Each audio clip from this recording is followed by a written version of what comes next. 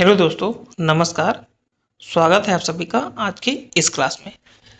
आज हम जानेंगे भारतीय संविधान के भाग 5 के बारे में, जिसके अंतर्गत संघ के बारे में बताया गया है और इसका जो उल्लेख है अनुच्छेद 52 से लेकर के 151 तक बताया गया है।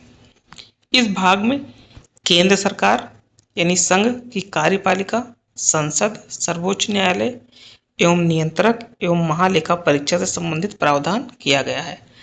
इन भाग 5 के अंतर्गत 5 अध्यायों का उल्लेख है। जैसे पहले अध्याय के अंतर्गत संघ की कार्यपालिका, जिसका उल्लेख अनुच्छेद 52 से लेकर के अनुच्छेद 78 तक है। अध्याय 2 के अंतर्गत अनुच्छेद 79 से लेकर के 122 तक है। अध्याय 3 के अंतर्गत राष्ट्रपति की अध्यादेश शक्ति के बारे में बताया गया है, जिसका उल्लेख अनुच्छेद 123 के अंतर्गत है। वहीं अध्याय 4 में संघ की न्यायपालिका यानी सर्वोच्च न्यायालय के बारे में बताया गया है, जिसका उल्लेख अनुच्छेद 124 लेकर के 147 तक है। अंतिम अध्याय यानी अध्याय 5 के अंतर्गत नियंत्रक एवं महालेखा परीक्षक यानी कैग के बारे में बताया गया है, जिसका उल्लेख अनुच्छेद 148 से लेकर के 151 तक है। तो ये 5 अध्याय को हम पढ़ेंगे। सबसे पहला जो हमारा अध्याय है संघ की कार्यपालिका यानी अनुच्छेद 52 से अनुच्छेद 78 तक हम इसको देखेंगे।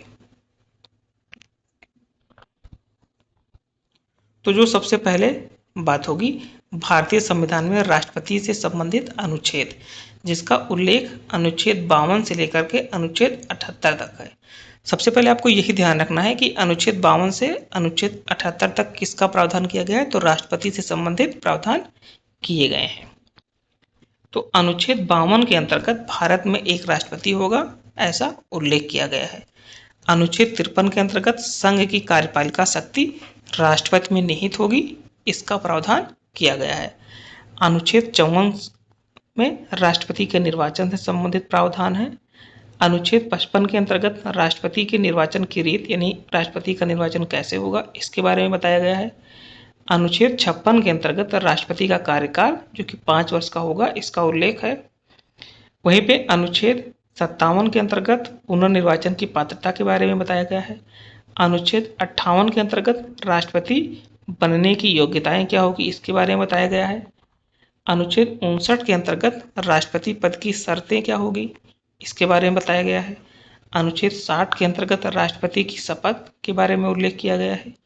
अनुच्छेद 61 के अंतर्गत राष्ट्रपति पर महाभियोग की प्रक्रिया कैसे होगी, इसके बारे में बताया गया है।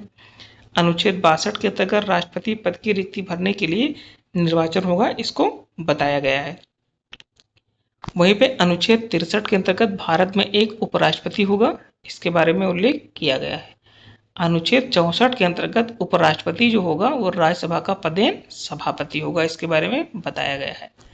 अनुच्छेद 65 के अंतर्गत राष्ट्रपति की अनुपस्थिति में उपराष्ट्रपति की क्या भूमिका होगी, इसको बताया गया है। अनुच्छेद 71 के अंतर्गत राष्ट्रपति उपराष्ट्रपति के निर्वाचन से संबंधित विवादों का निपटारा कैसे होगा, इसको बताया गया है। वहीं पे अनुच्छेद 72 राष्ट्रपति की क्षमादान शक्ति के बारे में उल्लेख किया गया है।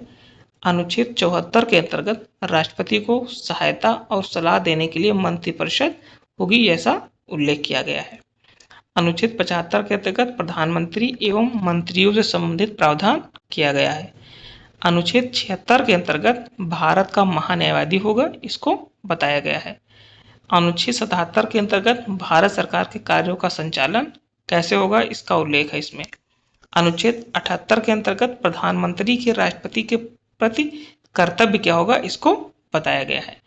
अगर हम इसके सबसे महत्वपूर्ण अनुच्छेदों की बात करें तो यहाँ पे 52, 54, 56, 58, 60, 61, 62, 72 और 74 है। बाकी जितने भी अनुच्छेद इसमें हैं वो सारे इंपॉर्टेंट हैं, लेकिन ये कुछ सबसे महत्वपूर्ण है, तो इसको एक बार हम देख लेते हैं। तो 52 के अंतर्गत राष्ट्रपति का पद, 54 निर्वाचन, 56 कार्यकाल, 58 योग्यता, 60 शपथ, 61 महाभियोग, 62 रिक्ति पर निर्वाचन, 72 क्षमादान, 74 मंत्रिपरिषद की सलाह। तो ये कुछ ऐसे इंपॉर्टेंट राष्ट्रपति के अनुच्छेद को लेकर के थे। बाकी इसके आगे के अनुच्छेद को हम आगे की वीडियो में पढ़ेंगे। इस वीडियो को लेकर के आपको कोई सजेशन है, कोई सुझाव है तो आप कमेंट सेक्शन में जा कर के बता सकते हैं। बाकी हम ये जो वीडियो आपके लिए रहती है ये एक रिवीजन के पॉइंट ऑफ व्यू से रहती है। अगर आपने पहले से पढ़ रखा है तो आपको एक रिवीजन के लिए बहुत ही बेनिफिशियल वीडियो रहती है। बाकी अगर आपको डीप में पढ़ना है तो हम उसकी क्लासेस आगे लेकर के आएंगे। फिलहाल जो हमारी ये सीरीज है पहले रिवीजन के हिसाब से ही बनाई जाएगी।